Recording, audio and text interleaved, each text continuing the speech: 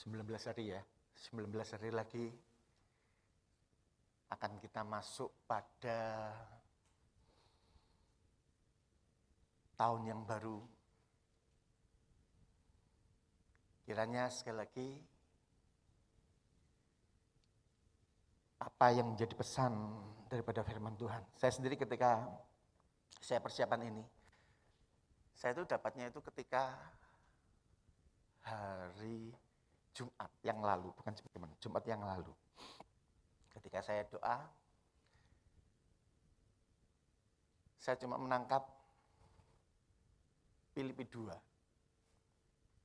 Karena dalam hubungan dengan Natal, ini sekali lagi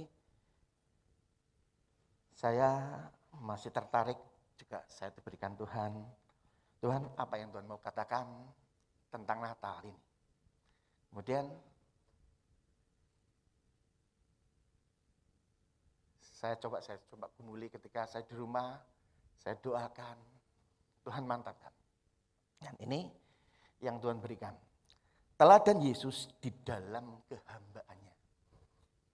Ya, dalam Filipi 2 ayat 5 dan 8 kita baca secara cepat.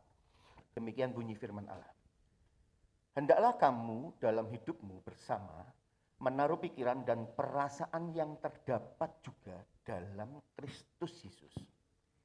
Yang walaupun dalam rupa Allah tidak menganggap kesetaraannya dengan Allah itu sebagai milik yang harus dipertahankan, melainkan telah mengosongkan dirinya sendiri dan mengambil rupa seorang hamba dan menjadi sama dengan manusia. Dan dalam keadaannya sebagai manusia, ia telah merendahkan dirinya dan taat sampai mati. Bahkan sampai mati di kayu salib. Amin. Sekali lagi mungkin ayat ini sering sekali. Saya juga tidak tahu berapa kali saya baca ayat ini. Tetapi saya mencoba mengikuti saja pada pimpinan. Mengapa Tuhan inginkan pada kita untuk kita belajar daripada teladan Yesus dari kehambaannya. Ya kan? Karena ketika tulisan ini dibuat oleh Paulus kepada jemaat di Filipi ketika dia ada dalam penjara, Paulus tahu tantangan orang Kristen tidak gampang. Paulus mengerti menjadi orang Kristen itu banyak sekali yang harus dihadapi. Oleh sebab itu dia tahu perjuangan orang Kristen itu harus dikuatkan, yaitu ketika dia menulis surat lewat Filipi ini. Makanya satu tema daripada Filipi ini yaitu bersukacita. Ya kan? Kita diajar untuk bisa menanggapi apa yang kita hadapi itu dengan sukacita. Nah, ketika dalam pesan ini ditulis, dalam pesan pasal 2 ini ditulis, ini tetap di dalam hubungan masalah perjuangan atau penderitaan yang harus dihadapi oleh orang-orang Filipi. Oleh sebab itu, makanya ketika dalam mulai ayat 1 dikatakan, karena di dalam Kristus ada nasihat. Dikatakan dalam Kristus ini ayat 1 sampai ayat yang keempat ini berbicara masalah penerapan sebenarnya. Paulus ingin mengajar adanya satu penerapan untuk di dalam kehidupan berjemaat atau bersama-sama dapat kuat menghadapi penderitaan. Dan mulai pada ayat yang kelima, dia menyatakan sisi teologis. Dia menyampaikan satu sisi teologis bagaimana hidup yang kuat menghadapi penderitaan, yaitu lewat keteladanan Yesus. Kalau yang mengikuti Mesbah Keluarga, ayat ini dikupas pada hari Senin, betul ya? Pada hari Senin yang mengikuti Mesbah Keluarga,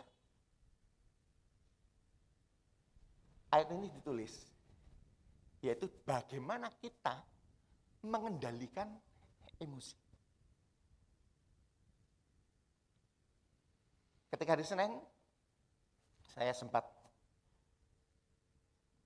karena saya juga bertugas dalam keluarga, itu ayat yang kelima. Itu sebagai kunci. Hendaknya kamu dalam hidupmu bersama menaruh pikiran dan perasaan yang terdapat juga dalam Kristus Yesus. Rupanya kita diajar untuk pikiran dan perasaan kita taruh kepada Yesus. Daripada teladan yang paling menonjol yang Yesus nampakkan di dalam ayat 5, 6, dan 7 itu taat. Sebenarnya. Taat dalam hal apa? Nah, yang ini yang akan kita coba. Sekali lagi mungkin ini gampang kita seringkali dibahas, seringkali dikotbahkan, tetapi sesuatu yang sebenarnya sulit. Bagi saya sendiri ketika saya menyampaikan ini, saya sempat juga, iya memang ngomong taat itu sesuatu yang gampang sebenarnya. Ngomongnya taat. Kalau diberkati memang taat, ya kan? Tapi kalau pada saat-saat sulit, pada saat-saat yang kepepet, kadang kita lepas daripada ketaatan. Kadang-kadang kita lepas kontrol daripada ketaatan itu sendiri. Nah, apa yang dinampakkan dalam teladan Yesus ketaatan itu? Yang pertama, saya sangat melihat itu dari ayat yang ke-6 dan ke-7. Yaitu yang pertama, tentang merendahkan diri.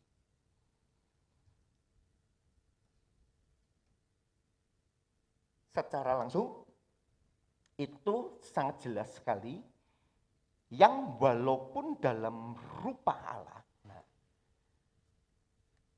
saya tertarik dengan pernyataan dalam rupa Allah. Rupa dalam bahasa Yunani ketika saya baca beberapa penafsiran itu diambil daripada bahasa Yunani morte, ya, yang menunjuk pada suatu ungkapan permanen tentang sifat-sifat hakiki. Sekali lagi, menyatakan suatu ungkapan permanen tentang sifat-sifat hakiki. Atau ada juga yang menyatakan, yaitu bentuk dari segala sesuatu yang benar mencerminkan hakikatnya. Nah, ketika kita belajar pada ayat yang ke-6, rupa yang dimaksud itu rupa apa? Ya, rupa kealahannya. Makanya Yesus itu sebagai Allah 100%. Makanya ketika dibandingkan dalam Yohanes 1 ayat 1, ya kan? Pada mulanya firman. Betul kan ya? Pada mulanya firman. Dan ketika pada ayat yang ke-12 dikatakan, ya kan? Firman itu telah menjadi daging. Firman itu telah menjadi daging. Memang pada mulanya adalah Allah. Yesus adalah Allah 100%. Pemahaman ini memang seringkali menjadi perdebatan. Karena banyak orang cuma memandang Yesus dari kemanusiaannya saja. Dan ketika ayat yang ke-7, itu kalau dilihat, melainkan telah mengosongkan dirinya sendiri dan mengambil rupa. Nah, rupa ayat yang ke-7 ini hakikinya adalah manusia. Makanya dikatakan rupa sebagai hamba.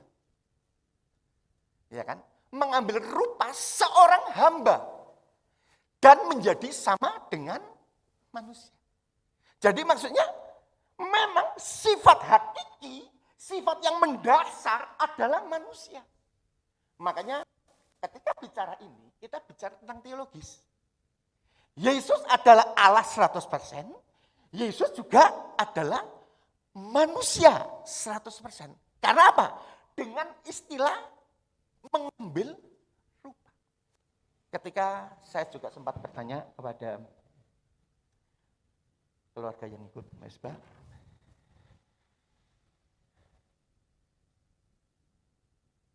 Mengapa sih kok Yesus kok mau-maunya ngambil rupa sebagai manusia? Ya kan? Kenapa Yesus tidak ngambil rupa sebagai malaikat? Mengapa Yesus tidak ngambil bentuk yang lain? Ya kan? Karena sekali lagi sangat penting, Yesus ingin menyelamatkan manusia, yaitu saudara dan saya. Yesus mengambil rupa sebagai manusia karena Yesus ingin menyelamatkan kita sebagai manusia yang mau menerima. Sekali lagi, tentang keselamatan bukan persoalan paksaan. Keselamatan adalah kebebasan. Bagi yang menerima, bebas. Jadi, sebenarnya kalau kita ambil satu kesimpulan lagi,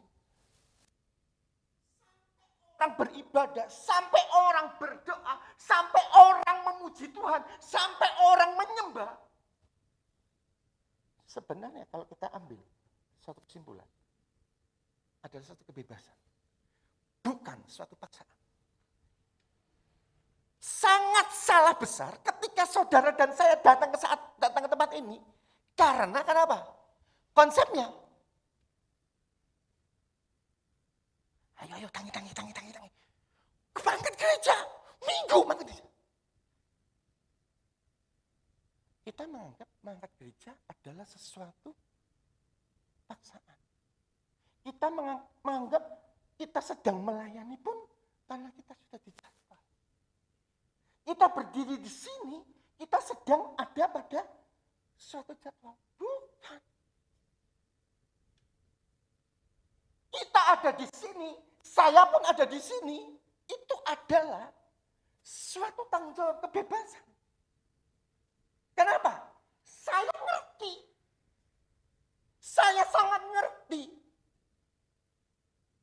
bahwa keselamatan itu bebas bagi yang mau menerima.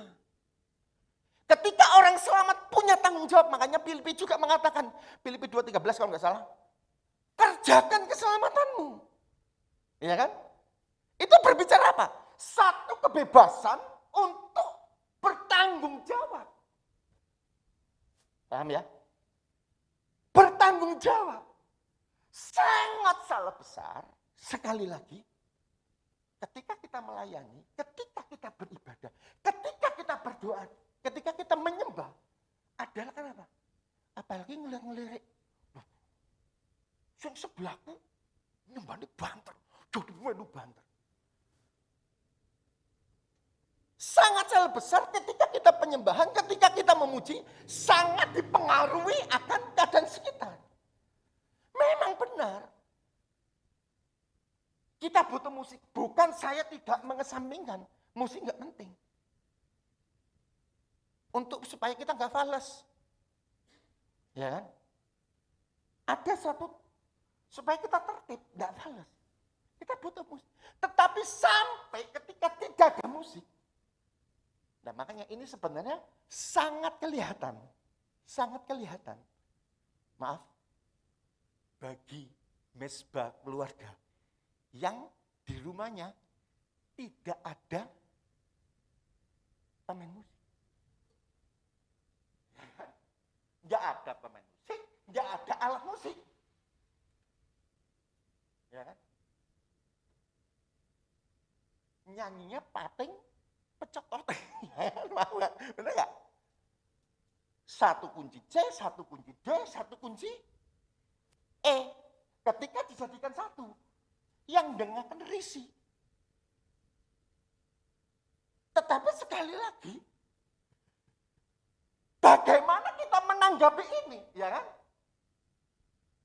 Terus, apakah kemudian kita nggak ada yang pemain musik? Ketika nggak ada musik, kemudian kita nggak. Ya aku yang nggak bisa mesbah keluarga. Karena di rumahku ini nggak ada pemain musik, nggak ada alat. Sekali lagi, hubungan pribadi pribadi itu dimulai daripada bukan dipengaruhi yang luar. Kesalahan kita, seringkali kesalahan kita,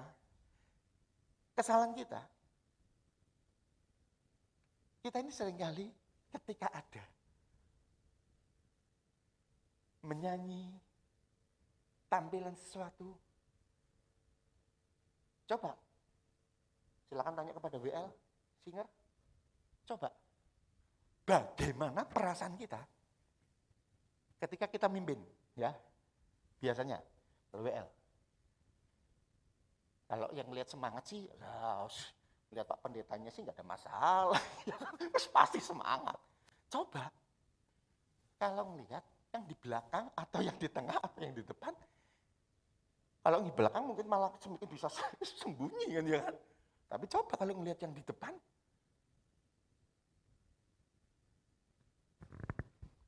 segala puji syukur hanya bagimu Tuhan, sebab kau yang layak dipuji. Bagaimana perasaannya? Nyaman? Nyaman? Kita seringkali terjebak pada itu sebenarnya. Benar nggak? Seorang pengkhotbah juga terjebak kadang-kala apa? Ini maaf, tapi di sini nggak ada. Yang lagi dengarkan khotbah sambil merem, nggak tahu penyembahan atau nggak tahu. Ya. Jujur, apa nggak ada? Mungkin Pak Pendeta seringkali kan menemui ini meremel. Ya. Seringkali kita terpengaruh. Tetapi sekali lagi, ketika kita tahu arti tanggung jawab, engkau berdiri di sini tidak dipengaruhi apa yang di depan. Ketika main musiknya fales, yang satu, loh apa berarti pemain musik itu? Loh ya nih kalau yang main musik kayak Eras semua ya harus nggak ada lewat Ras, nggak ada masalah Ras, ya kan? Tapi coba yang satu ketika main, aduh, kemudian nyengar-nyengir. Karena saya juga pemain musik ya kan, tahu, ya kan, tahu. Tapi sekali lagi, hal itu tidak usah kita persoalkan terlalu jauh. Karena sekali lagi, ketika engkau berdiri di sini, engkau sedang bertanggung jawab. Itulah. Ketika engkau sadar, makanya ketika engkau memberikan pasti yang terbaik. Kenapa? Gak peduli yang di depan lagi celingak-celingu, maaf kata. Iya kan? Gak peduli. Karena kita sedang bertanggung jawab. Iya kan? Kalau seorang BL, kalau seorang singer itu bertanggung jawab memberikan kepada Tuhan. Dan kapasitas itu membawa. Kalau yang dibawa kemudian masih tidak bisa menerima, engkau sendiri sedang bertanggung jawab.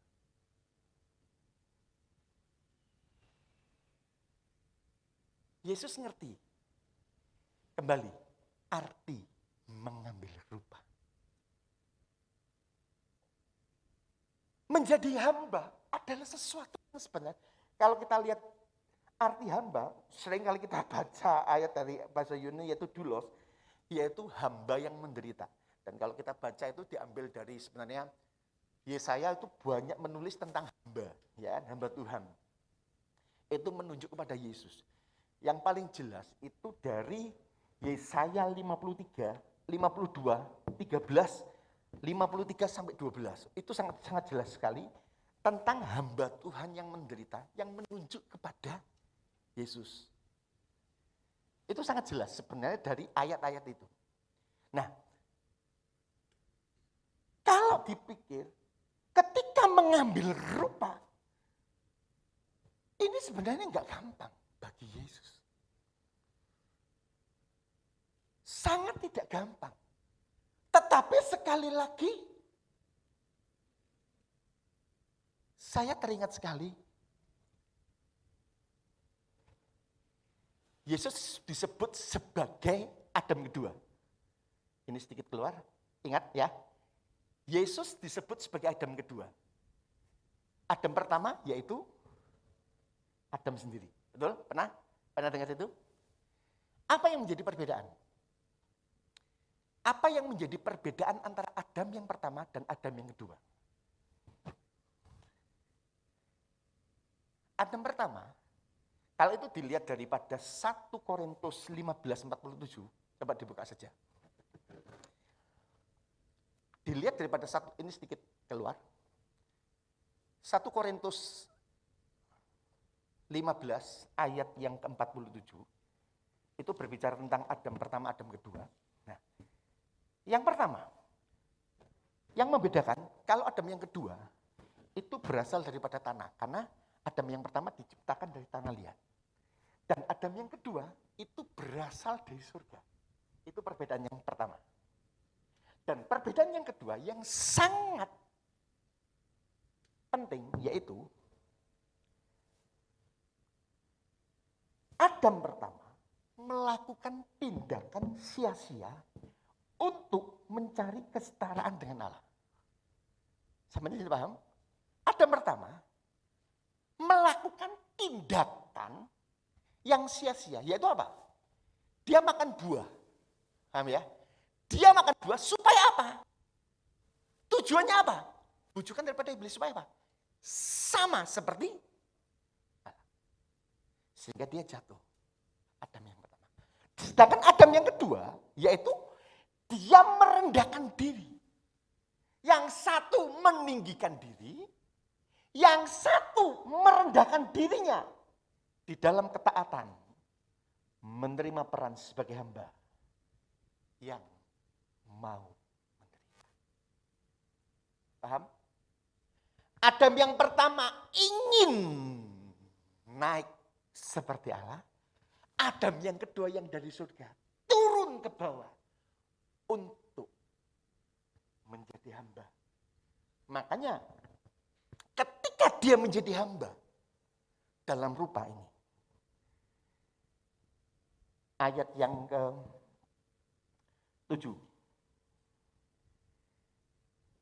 dikatakan dia merendahkan diri. Ayat yang ke-7 coba dibaca lagi.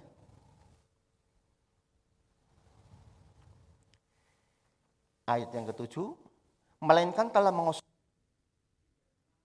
seorang hamba dan menjadi sama dengan manusia. Nah, kata skema, nah, itu kalau dilihat dari, kalau yang pertama itu kata rupa, ya kan? Kalau yang kedua, kata skema, keadaan, mengambil dalam keadaan sebagai manusia, itu menunjuk kepada suatu penampilan yang berubah-ubah. Atau keadaan luar tidak mewakili hakikat dalamnya. Sekali lagi, keadaan luar tidak mewakili keadaan hakikat di dalam. Maksudnya apa? Arti kata keadaan ini, skema ini, luarnya memang manusia.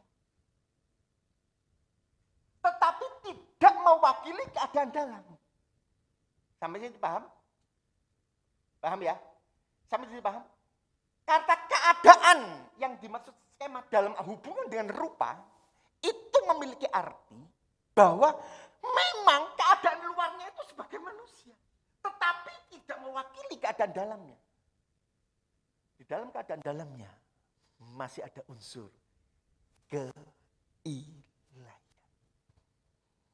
Makanya ketika konsep mengambil rupa, merendahkan diri adalah konsep yang sebenarnya tidak gampang. Yang kedua, konsep yang kedua, di samping konsep merendahkan diri, konsep yang kedua yaitu konsep penyangkalan diri. Konsep penyangkalan diri itu ayat yang ke-7. Dari arti mengosongkan diri dalam bahasa Yunani, ekenosen. Ya, ayat yang ke-7. Yang dikatakan mengosongkan diri. Melainkan telah mengosongkan dirinya. Nah, arti mengosongkan diri ini bukan berarti membuang. Kalau bukan berarti seperti kalau kata bahasa Indonesia itu kosong itu dibuang, ya kan? Kosong itu dibuang. Yang dimaksud mengosongkan diri ini bukan dia itu membuang sifat keilahiannya. Sekali lagi, dia tidak membuang sifat keilahiannya, tetapi arti kenosen adalah dia menunjuk kepada penyangkalan dirinya yang mutlak.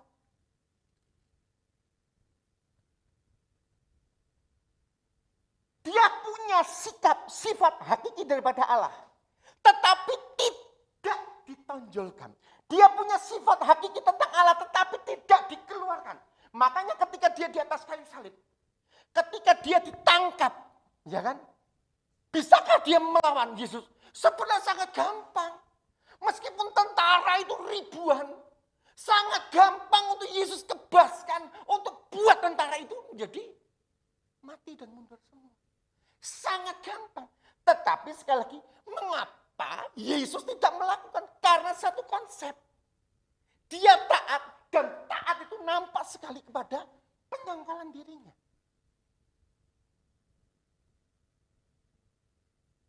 Pembelajaran tentang penyangkalan diri, yaitu apa? Melakukan sesuatu di luar kehendak daripada kita. Penyangkalan diri adalah melakukan sesuatu di luar kehendak daripada kita. Kadang-kadang kita enggak mau. Makanya ketika sebagai orang pilihan Allah, ketika engkau mengikut Matius 11 ayat yang ke-28, ya kan? Matius 11 ayat 28 mengatakan apa? Barang siapa mengikut aku, dia apa? Menyangkal diri dan ikut salib. Konsep di dalam ketuhanan, penyangkalan diri sering dimunculkan. Karena mengapa? Karena untuk menjadi serupa dengan Yesus, untuk menjadi sama dengan Yesus, kita dituntut untuk melakukan sebenarnya sesuatu yang kadang-kala di luar kehendak kita. Tetapi semuanya itu untuk kemuliaan Tuhan. Dan itu enggak gampang. Kenapa? Sekali lagi, dalam tubuh ada suatu pertentangan, ya kan? Kita tahu, dalam tubuh ini ada sesuatu pertentangan.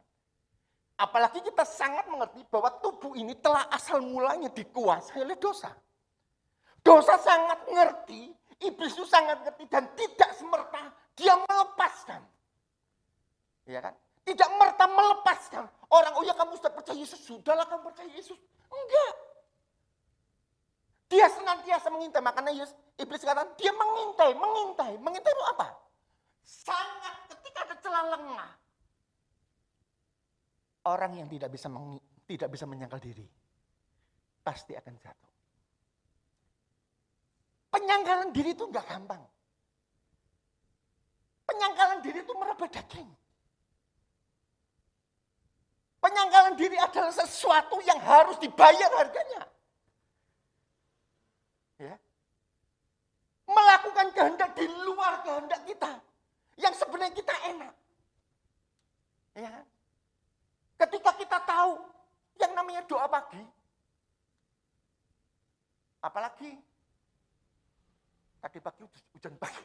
Gede banget ya. Jam 1:30. Allah. Sabang itu pagi. Udah ini gede nih ngebol. Ya kan? Jujur, saya itu semalam itu enggak tahu agak tidurnya agak malam, jam 10. Saya biasanya jam 9. Saya tipe orang yang kalau tidur itu paling gampang. Makanya istri saya itu paling susah. Kalau saya itu tidurnya gasik. Kenapa? Dia tipe tidurnya itu kalau tidur agak, ya nggak tahu mungkin karena perempuan mikirnya panjang. Kalau saya nggak tahu, pokoknya sudah bau tidur, bau tempat tidur. Nah, sampai kemarin dia nggak bisa tidur, komplain, direkam. Kok kober suara ngorok banter direkam. Kayak Pak, aku reteng dulu ya tinggal dioyak-oyak. Kok kober-kobernya direkam bisa juga kadang lagu. Ya saya jujur aja enggak. Saya memang jujur dah. Wong yang namanya tidur, orang ngorok kan enggak kerasa kan? Kalau ngorok rasa sih enggak tidur namanya, itu bisa diatur. Benar enggak? Tahu-tahu saya ketika bangun dikirim video, tak buka, kober-kober.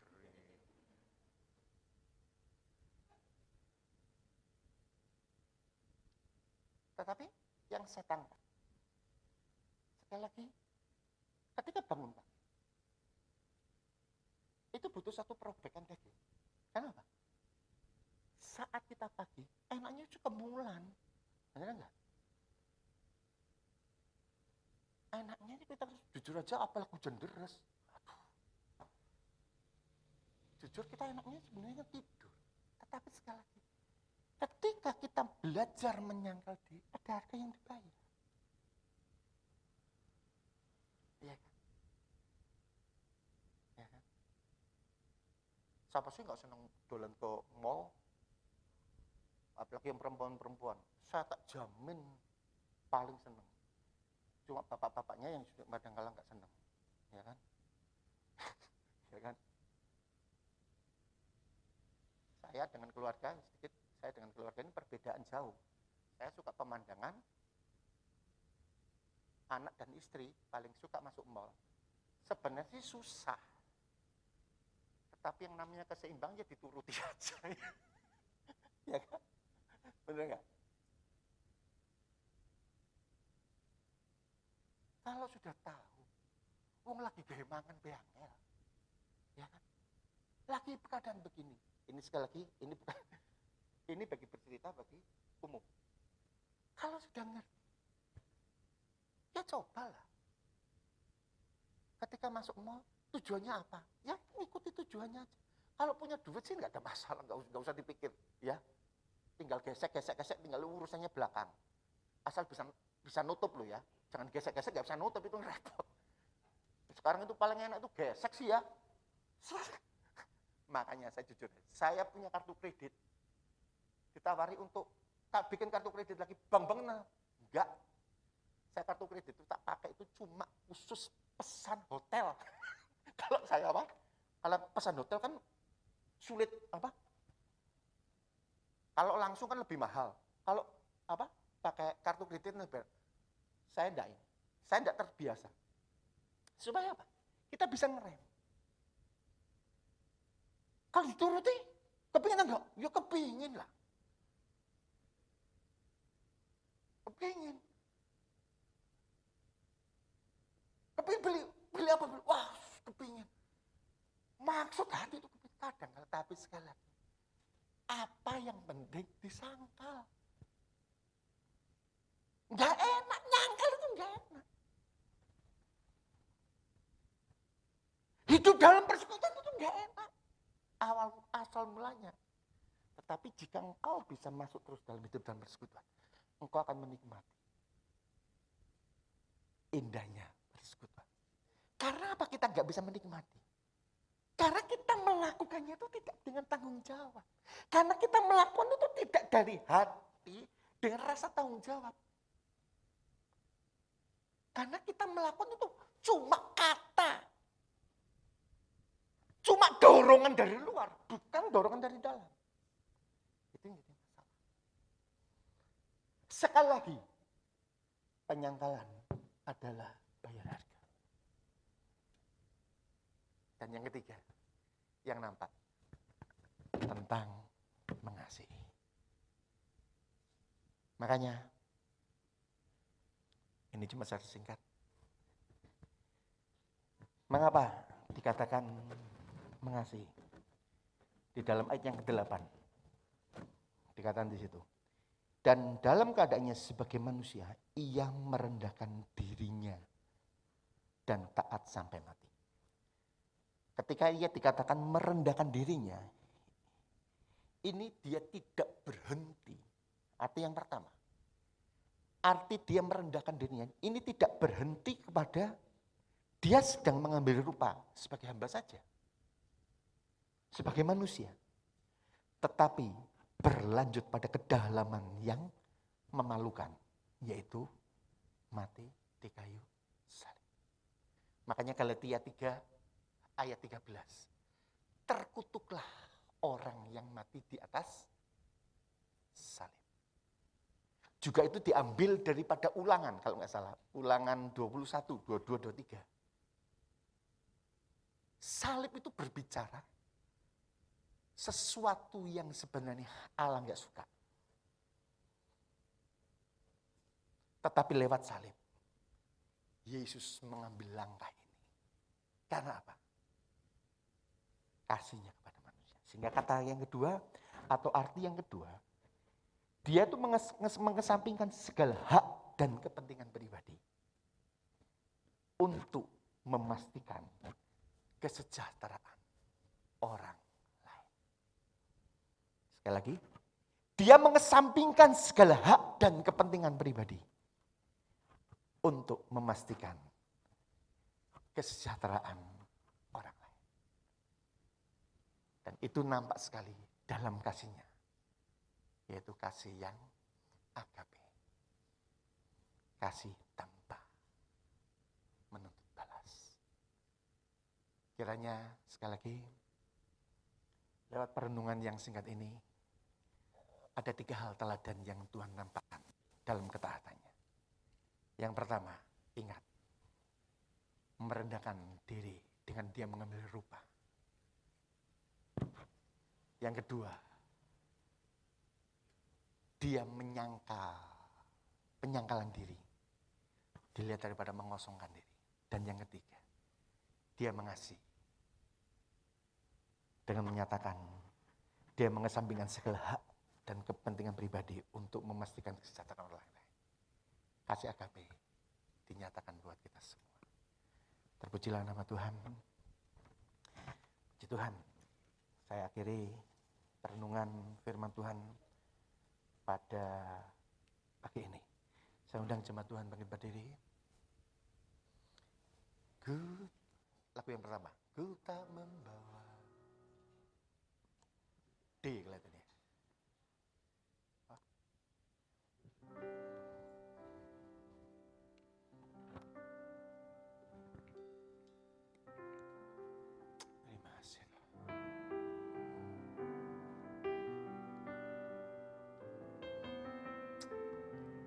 Sebagai hamba Tuhan.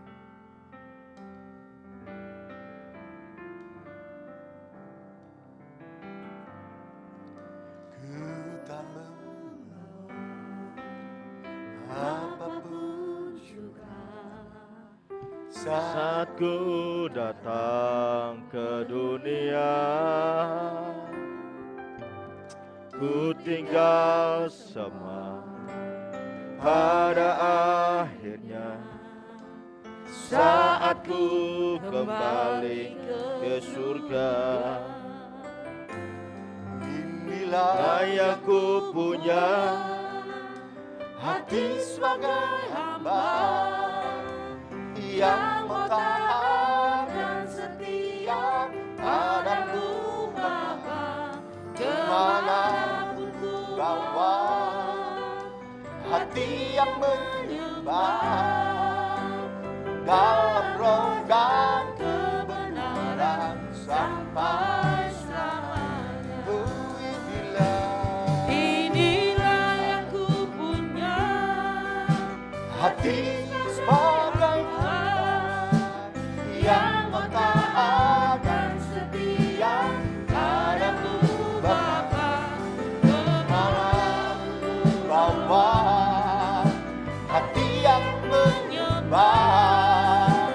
Dalam roh dan kebenaran sampai selamanya. Sekali lagi, mungkin pembahasan ini sering kita dengar. Tapi biarlah itu menjadi suatu introspeksi.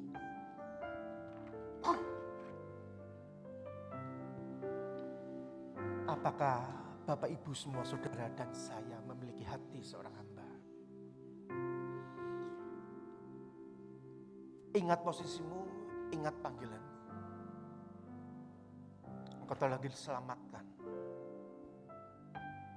Tuhan telah panggil engkau dan saya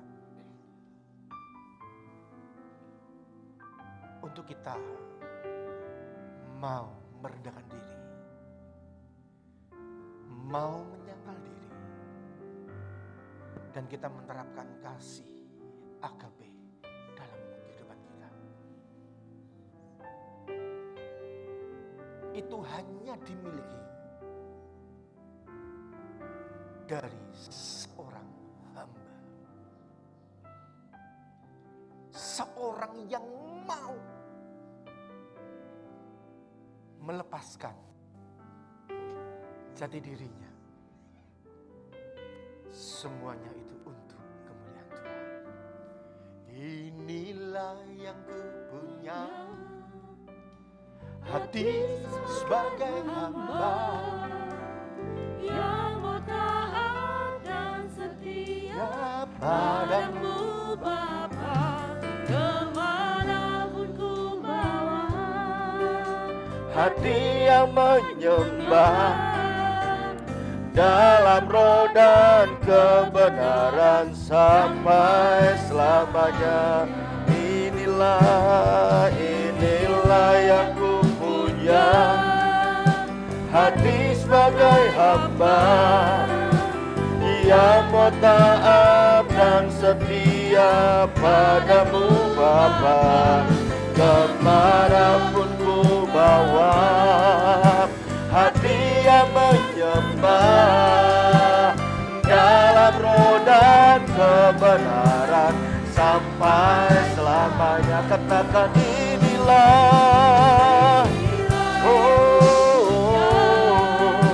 hati yang hamba yang mau taat dan setia padamu Bapa, kemanapun ku bawa. Yesus, Hati yang menyembah, haleluya, dalam roh dan kebenaran sampai selamanya. Katakan dalam roh dan kebenaran sampai selamanya. Dalam roh dan kebenaran sampai selamanya.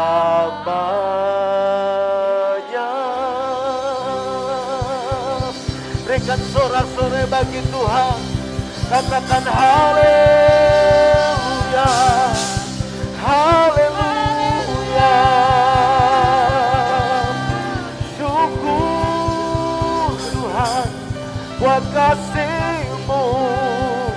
Syukur Tuhan buat kebaikan-Mu. Haleluya. Uralama shikaralalamu. Haleluya Yesus. Syukur. Terima kasih Bapa. Terima kasih Yesus, terima kasih Roh Kudus. Haleluya Yesus, haleluya. Kami bersyukur ya Tuhan. Dalam ibadah kami hari ini, kami boleh mendengar isi hati-Mu yang telah disampaikan oleh hamba-Mu Tuhan. Biarlah firman-Mu yang telah kami dengar pada pagi ini, yang bicara tentang keteladanan Yesus dalam kehambaannya.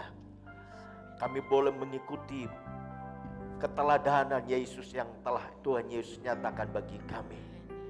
Sekalipun memang tidak mudah, sekalipun tidak seperti kami memutar telapak tangan kami, tapi karena ini teladan-Mu yang Kau sudah nyatakan bagi kami lewat firman-Mu, ada kerendahan hati di hadapan Tuhan, ada penundukan diri atau penyangkalan diri, dan juga ada kasih yang tidak menuntut balasan, kasih yang rela memberi, kasih yang rela untuk berkorban. Biarlah keteladanan yang telah Tuhan Yesus nyatakan bagi kami Lewat firman Tuhan dalam ibadah kami hari ini yang telah disampaikan oleh hamba-Mu kehendak Tuhan. Biarlah firman Tuhan itu tidak sebatas kami mengerti, tidak sebatas kami tahu, tapi biarlah firman Tuhan ini kami terus belajar untuk melakukannya. Terima kasih Bapa, terima kasih. Oleh karenanya, biarlah setiap kami yang telah mendengarkan firman Tuhan dalam ibadah pagi ini, kami berdoa supaya tidak seorang pun yang kelewati, tapi semuanya boleh diberkati dan kami boleh melakukannya supaya hidup kami boleh menjadi kesaksian dan nama Tuhan dipermuliakan. Berkati hamba-Mu dan roh yang sudah menyampaikan firman-Mu, terus berikan hikmat-Mu dan kuasa-Mu supaya Engkau terus pakai hamba-Mu untuk dapat menjadi alat-Mu, dan ketika pelayanan apapun dikerjakan boleh menjadi kesaksian dan berkat bagi setiap orang yang dilayani. Dan setiap kami yang telah melayani dalam ibadah hari ini, biarlah kami melayani karena kami mau meneladani Engkau. Kami melayani bukan karena mau menampilkan kemampuan kami, tetapi kami melayani karena kami mengasihi Engkau dan pekerjaan-Mu, dan mengasihi setiap orang yang Tuhan percaya untuk kami layani. Sehingga apa yang kami lakukan semuanya kami lakukan dengan penuh tanggung jawab. Kami lakukan dengan sungguh-sungguh, dengan segenap hati kami. Dan kami percaya ketika apa yang kami lakukan dalam pelayanan itu dengan sungguh-sungguh, maka apa yang kami kerjakan semuanya akan diberkati oleh Tuhan. Terima kasih Bapak, terima kasih, dan kami tidak lupa berdoa untuk persiapan ibadah kami yang kedua nanti sore. Allah Roh Kudus yang terus melengkapi kami, Allah Roh Kudus yang terus mengurapi setiap kami hamba-Mu, dan supaya kami boleh melakukan pelayanan yang ada semuanya karena kuasa Tuhan. Dan jemaat Tuhan yang sudah mendaftarkan diri semuanya, mereka datang dengan antusias untuk mengikuti ibadah yang ada. Terima kasih Bapak, terpujilah nama-Mu. Kami bersyukur Tuhan sudah menuntun, menyertai dari awal pertengahan sampai di penghujung ibadah kami. Semuanya yang kami lakukan, nama Tuhan dipermuliakan. Sebentar kami akan berpisah, kami akan pulang kembali ke tempat kami masing-masing. Kiranya penyertaan Tuhan sempurna bagi kami, sehingga sepanjang hari ini hidup kami tetap memuliakan nama-Mu. Terpuji-pujilah nama-Mu. Dalam nama Tuhan Yesus Kristus kami sudah berdoa bersyukur kepada Tuhan. Haleluya. Mari kita bersama-sama angkat kedua tangan kita. Kita akan pulang dan terima berkat kepada Tuhan. Tuhan memberkati engkau dan melindungi engkau. Amin. Tuhan menyinari engkau dengan wajahnya dan memberi engkau kasih karunia. Amin. Tuhan menghadapkan wajahnya kepadamu dan memberi engkau damai sejahtera. Sekarang saudaraku kasih Tuhan, terimalah berkat dari Allah Bapa, kasih sayang di dalam Tuhan kita Yesus Kristus, serta persekutuan dengan kuat kuasa Roh Kudus menyertai kita sekalian mulai saat ini sampai Maranatha. Ketika Ia datang kedua kalinya, Ia mendapat setiap kita setia menanti kedatangannya. Yang sudah diberkati Tuhan kita pagi hari ini dalam ibadah kita berkata, Amin. Tuhan Yesus memberkati kita sekalian.